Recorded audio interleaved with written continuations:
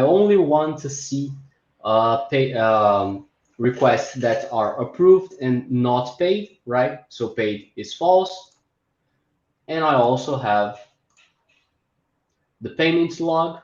So I see who created the request, how much was approved, the payment date, and whether it was paid or not. I'm only going to show things that are approved here. I'm sorting by payment date, so I'm seeing things more in the future or more recent in terms of payment date. They're going to move to the top, right? And also, we have conditional colors. So things that I have to pay today and are not yet paid are going to be colored green.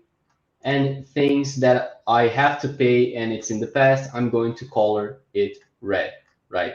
So let's collapse it. And if I wanted to download this as a report, I could just click on allow data download. So I could click on this, and then you can see that I have this icon to download the data here. So maybe I want to see all payments that were approved. So I can click on it. And then later on, I'm going to receive an email so I can download an Excel spreadsheet or a CSV spreadsheet.